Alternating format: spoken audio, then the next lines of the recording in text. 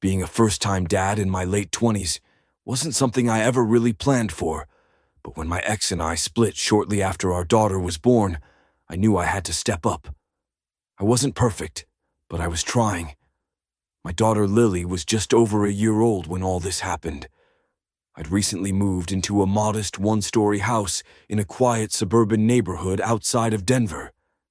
It wasn't huge, but it had a fenced yard, decent schools nearby, and more importantly, peace. Or so I thought. The house had 3 bedrooms, mine, Lily's nursery, and a third I used as a sort of catch-all room for storage, laundry overflow, and honestly, stuff I hadn't unpacked yet. I'd just gotten a remote job, which let me stay home with Lily during the day. Most of our time was spent in the living room or kitchen, and every night after I put her down, I'd finally have a couple of hours to myself, usually just watching something dumb on Netflix, folding laundry, or scrolling on my phone until I passed out. One night, about a month after moving in, I was up late folding clothes. It was maybe 11:30 p.m. Lily had gone down easily, and the baby monitor was sitting on the couch armrest next to me. The screen showed her crib, nightlight casting a soft orange glow across her tiny form. The house was quiet, except for the hum of the dryer. Then I heard it. A click. Not loud, just a soft, metallic click from the back of the house. I paused, one sock half folded in my hand. I told myself it was probably the dryer, shifting or settling or something stupid. Old house noises. Still, I muted the TV and listened. Nothing. I got up, walked the short hall to Lily's room. She was sleeping soundly.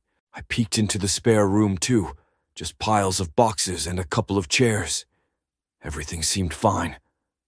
Back on the couch, I tried to shrug it off. But a few nights later, the baby monitor started glitching. The screen would flash black for a second, then come back. No big deal, right? Cheap monitor. I figured it was the signal dropping. But then, late one night, it went black again and stayed that way for 3 full seconds. When the image came back, something was off. Lily was still there, asleep, but the camera angle had changed slightly. Tilted just enough to show more of the wall near the closet door.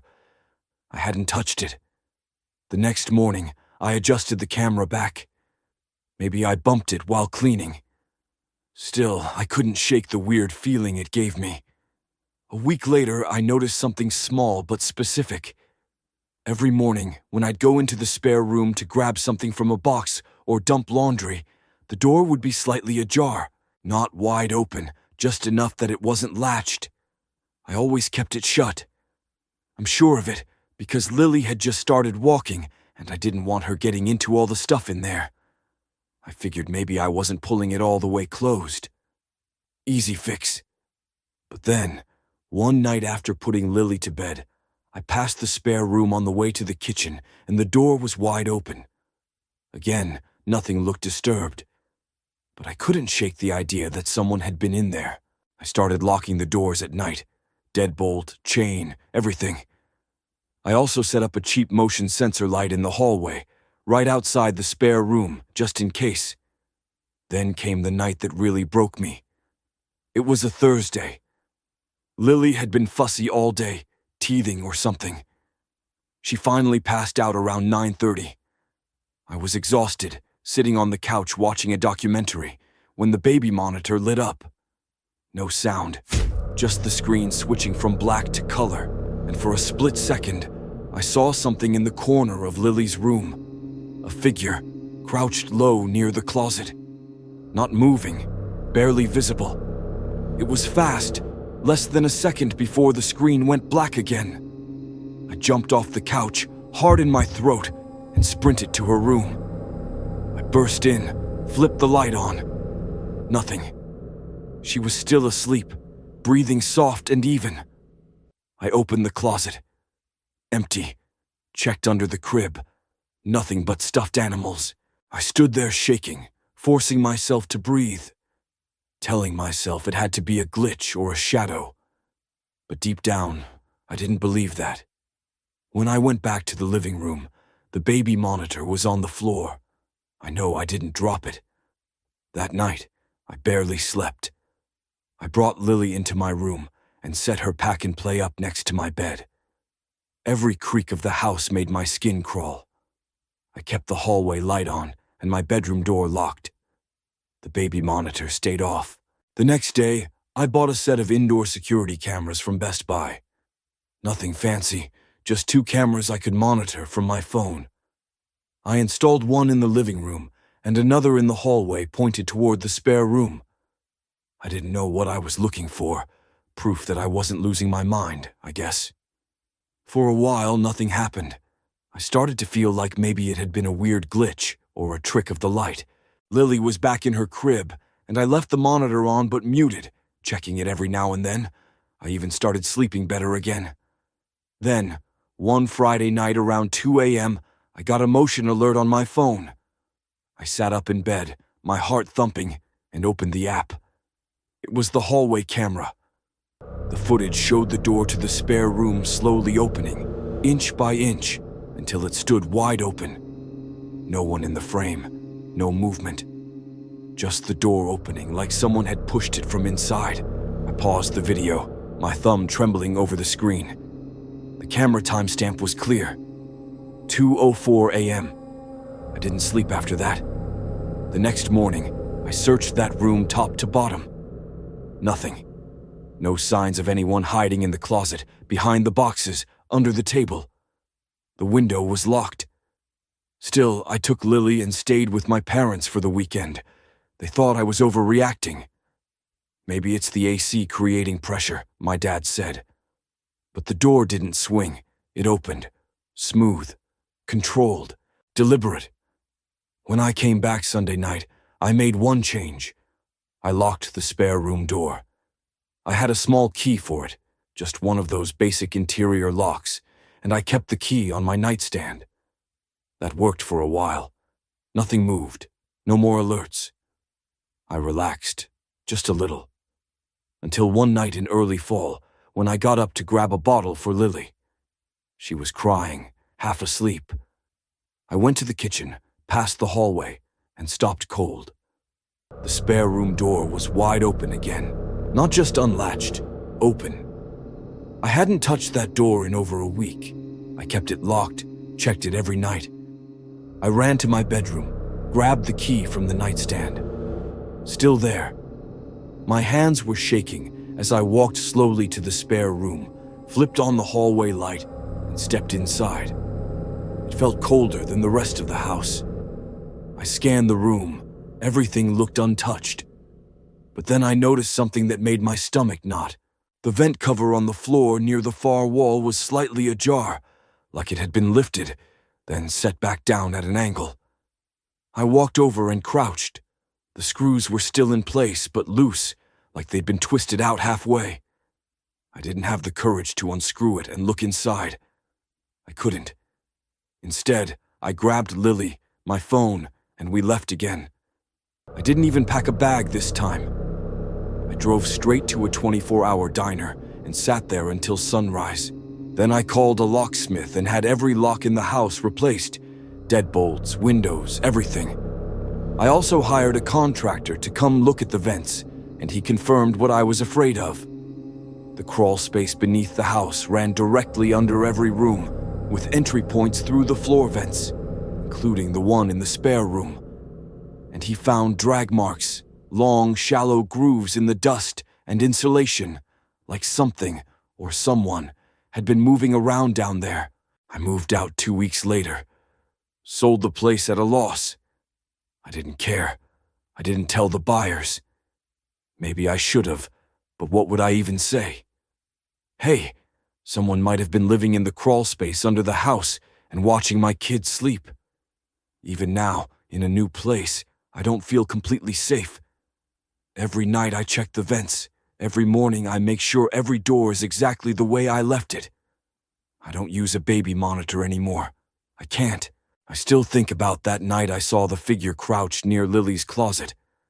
I tell myself maybe it was nothing. Maybe it was a trick of the light or a messed up frame in the video feed. But that door, the vent cover, those marks in the dust. Someone was there. I just don't know who or why. College had been a blur so far. Classes, group projects, parties when I felt like showing up, and a whole lot of late-night study sessions. But that weekend, it was different. My campus emptied out faster than usual. It was the first warm stretch of spring in upstate New York, and everyone was either home for Easter or out camping or drinking at someone's off-campus house. I wasn't invited anywhere, and honestly, I didn't mind. I had an econ midterm coming up and wanted the dorm quiet. For once, it actually was. I lived on the 3rd floor of a co-ed dorm. Nothing fancy, just a bunch of beige rooms, cracked tile floors, and bulletin boards no one read. My roommate Sam had gone home for the weekend. That left me alone, which was rare and kind of nice. Friday night, I stayed in with some microwave popcorn and my laptop, planning to crank through a few chapters and maybe watch a movie. Around 10:30, I realized how quiet it was. Not just normal quiet, but almost too quiet, like the kind of stillness you notice when a power outage hits, and suddenly the hum of everything disappears. I shook it off and went back to reading. Then, a little after midnight, I heard something. Not loud, just a soft knock. 3 light taps. It came from the wall behind me, the wall that separated my room from the one next door. I paused, waiting. I knew that room was empty for the weekend. The guy who lived there, Kyle, had gone home Thursday and told us all he wouldn't be back until Monday. I remembered him dragging his suitcase down the hall. Still, I figured maybe someone else had the key or was crashing there. I went back to reading, but maybe 20 minutes later, it happened again. 3 soft knocks. This time I pressed my ear to the wall. Nothing. Not a single sound. I tried to laugh it off, thinking maybe the pipes were knocking or something dumb like that, and went to bed. But as I lay there, half dozing, I thought I heard something else. Shifting. A soft scrape, like someone moving something across the floor. It stopped before I could sit up and make sense of it. I told myself dorm buildings were old and creaky, and people left their windows cracked even when they were gone. That was probably it. But I didn't sleep great. Saturday morning, the hallway was dead silent. No footsteps, no slamming doors. I didn't see a single person when I went to brush my teeth. I walked by Kyle's room. The door was closed, the little whiteboard on it blank. Everything looked normal, but something about it unsettled me. Around 2 p.m., I saw someone walk past my door through the peephole. I hadn't heard footsteps beforehand, which was weird on these floors. You could always hear people coming. I opened the door a crack, but the hallway was empty. That night, I figured I'd work in the common room for a change of pace. It had glass windows facing the hallway and a decent couch. I brought my laptop and snacks and settled in, trying not to think about how empty everything felt. Just before midnight, I got up to refill my water. That's when I noticed it. Kyle's door was slightly open, not wide, maybe an inch. Enough to notice it hadn't been earlier. I stopped mid-step, staring at it. No noise came from inside. I didn't touch it. I just backed off slowly and went back to the common room, heart pounding. I texted Sam, "Hey, Kyle's door is open. He's not supposed to be back, right?" He replied a few minutes later, "Nah, he's with his folks. I just talked to him." "You sure?" I was sure, and that made it worse. I went back to my room and locked the door. Didn't sleep much that night either. I left the desk lamp on and sat in bed listening to every small sound. At some point, somewhere around 3 a.m., I heard a door open and close softly. Not mine, but close. Sunday morning, I seriously debated calling campus security. But what would I say? "Hey, I think someone might be squatting in my neighbor's dorm room. Instead, I did something stupid. I waited until the hallway was quiet, then walked over to Kyle's door and knocked lightly. No answer. I turned the knob. It was unlocked. I pushed it open slowly and peeked inside. Kyle's room was dim, his blinds half closed. Nothing looked broken or ransacked, but I immediately noticed something that didn't belong: a pair of muddy shoes by the bed. Kyle never left stuff like that out. And next to them was a half-empty plastic grocery bag, the kind from the 24-hour bodega across campus. He wasn't supposed to be back. I backed out and shut the door as quietly as I could. I went straight to the RA's room. She wasn't there, so I called the campus safety non-emergency line and explained what I saw. The guy on the phone sounded half asleep, but said he'd send someone to check. 15 minutes later, 2 officers came up and knocked on Kyle's door. This time, they went in. They came out a few minutes later looking confused. One of them told me, "There's no one in there, but the bed's been slept in." I told them about the shoes and the bag. They took some photos, said they'd file a report, but unless something was stolen or damaged, there wasn't much they could do. That night, I left. I packed a bag and went to crash with a friend across campus. I didn't sleep until sunrise. Kyle came back Monday. I caught him in the hallway later that afternoon and asked if anything seemed weird in his room. He frowned. Honestly, yeah. My closet door was open when I got here, and there were these little bits of dirt on the floor, like someone tracked it in. I didn't tell him the rest. I didn't have the nerve. It's been months. Nothing like that's happened again, at least not to me. But sometimes I still think about those shoes, the grocery bag, that someone may have quietly slipped out before I opened the door. Or maybe they were hiding the whole time, and I still wonder, why that room? Why that weekend? And who the hell was it?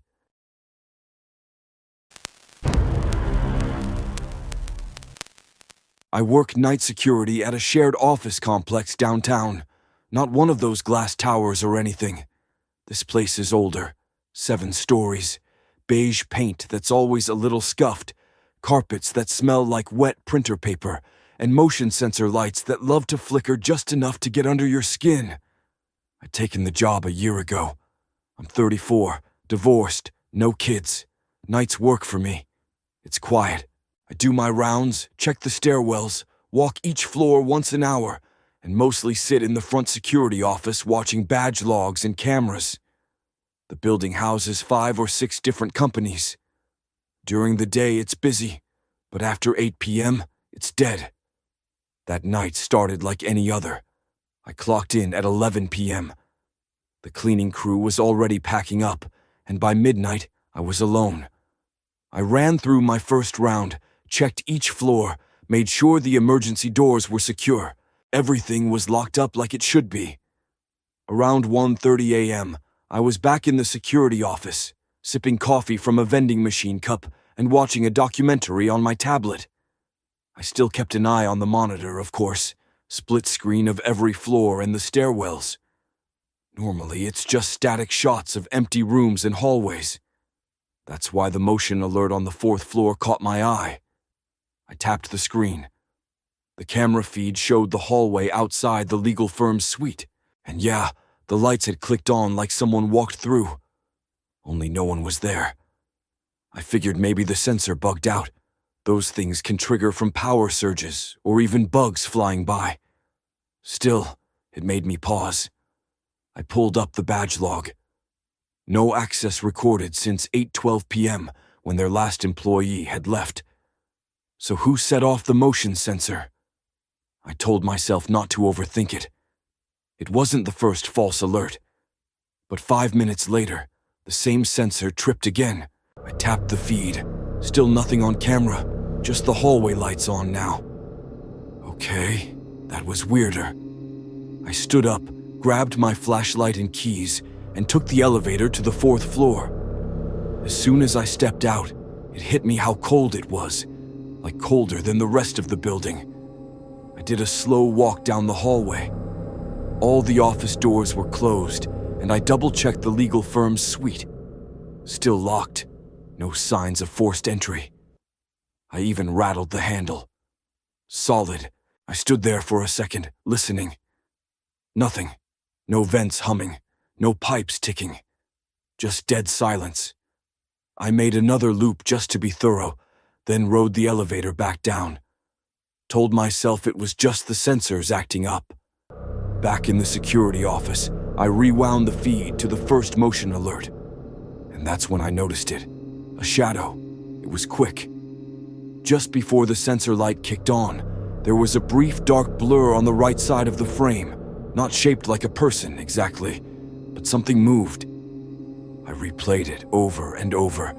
Could have been a glitch, could have been a bug, but it didn't move like either. That's when my stomach started turning. I was already tense when the elevator dinged on its own. It was 2:12 a.m. No one had called it.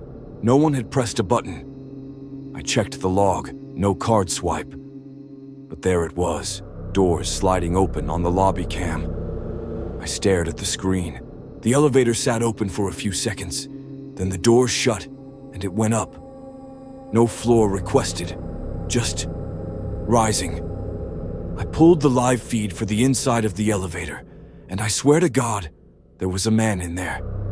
Middle-aged, wearing a gray hoodie, standing with his back to the camera. The second I focused in, the feed cut out. Just a blue screen.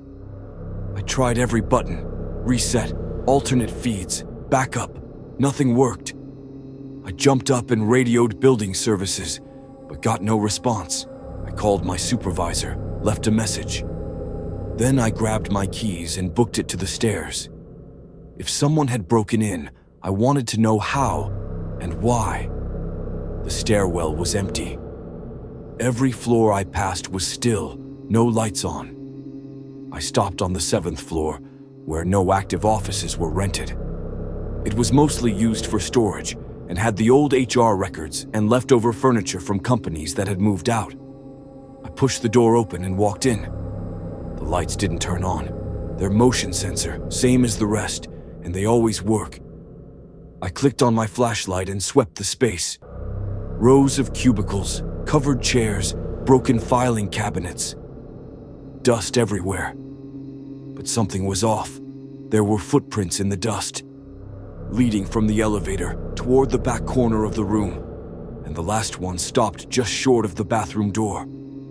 I froze. That door was slightly open. I stood there maybe 30 seconds, every nerve in my body screaming not to go near it. Eventually, I turned and backed out, shutting the stairwell door behind me. I jogged all the way down and locked myself in the security office. I didn't move from that chair until the sun came up. When my replacement came in at 7, I told him someone had gotten into the building, but left out the details. I knew how it sounded. He said he'd file a report, but I could tell he didn't believe me. Later that day, I checked the elevator logs again. No entries after 1:30 a.m., nothing for the 7th floor. And the inside elevator cam. The recording just froze, right when the man in the hoodie turned his head toward the camera. No image, no audio, just a split second of static. I never saw him again, never had another motion alert like that. But I switched to the day shift not long after. I don't even care about the pay cut. Because that moment, the elevator opening, no log, no reason, and someone already inside. That's something I'll never forget, and sometimes I still wonder, was he trying to get out, or waiting for someone to come in? I've always been the kind of person who needs some kind of movement to clear my head. Not the gym, not spin classes, just running, especially at night. The city cools down, the noise fades, and everything feels lighter, quieter. Grant Park has been my go-to for years. It's big, open, and the trails wind through just enough trees to make you feel tucked away from the city, but not too far. It was a Thursday night in early spring, 2021. Cold enough for a hoodie, but not freezing. I'd had a rough day at work, project deadlines, annoying emails, Zoom calls that dragged, and I needed the run more than usual. I parked at the same spot I always used, right near the field house on the north side, locked my car, slipped my phone into the armband, and started stretching. I checked the time. 9:38 p.m. Late, but not unusual for me.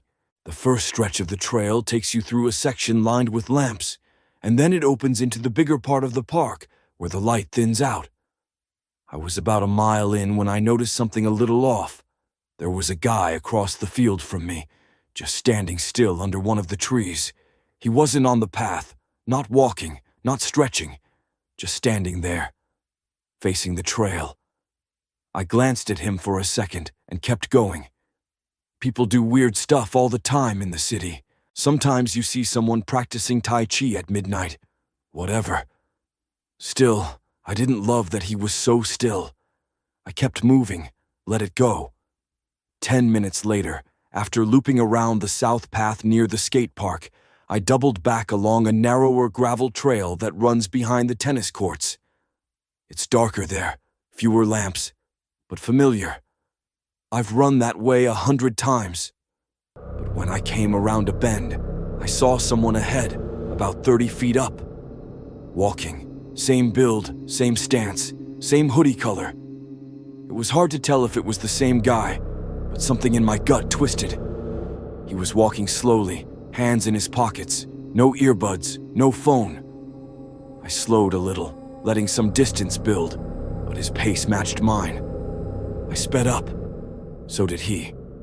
And that's when I started thinking, why was he in front of me now?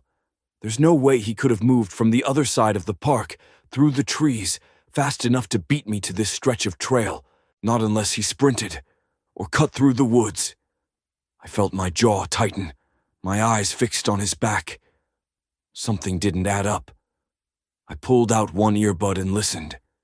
His footsteps were just barely off from mine, too steady, too measured, almost like he was waiting for my next move. At that point, I considered turning around, but I didn't want to show fear. It sounds stupid, but I've always believed that if you act scared, you're more likely to be targeted. I figured I'd cut across the grass to the better lit path on the east side of the park. More visibility, closer to the street. I stepped off the gravel and jogged into the open lawn. When I glanced back, he'd stopped. Just stood there, mid-trail, not following. I kept moving, feeling the tension ease a little. Maybe he was just some random dude, and I was being paranoid. But I couldn't shake how fast he'd gotten ahead of me, or how he hadn't reacted at all when I changed direction. I reached the paved path and slowed to a fast walk, pretending to check my phone. I didn't want to look like I was fleeing. I kept my eyes forward, just in case he was watching. And then I heard it. Footsteps, again, coming fast, directly behind me.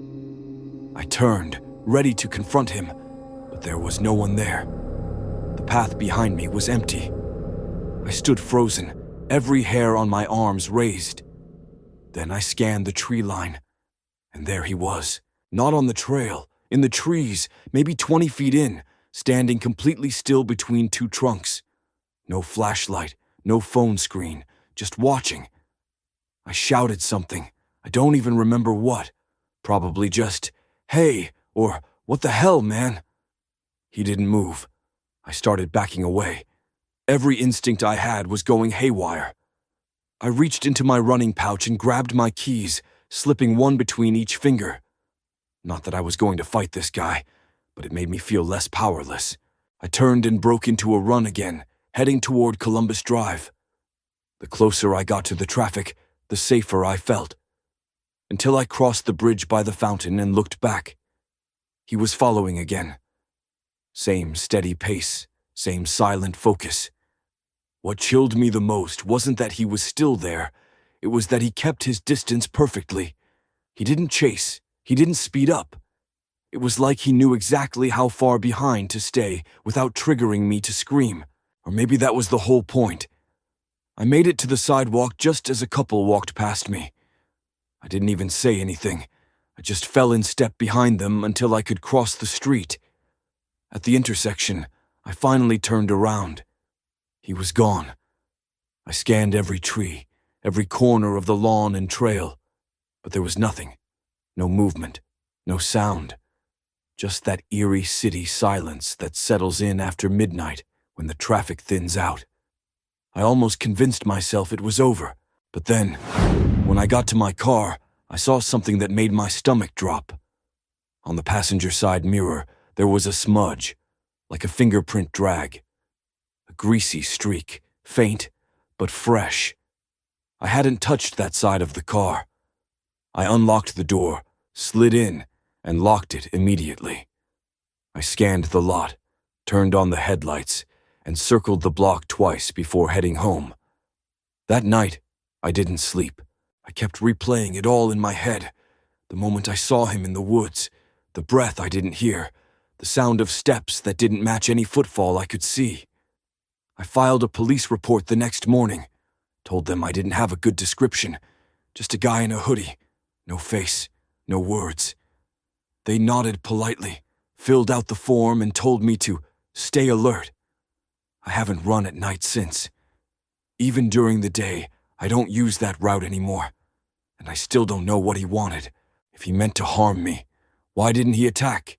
If he didn't, why follow so silently, so deliberately?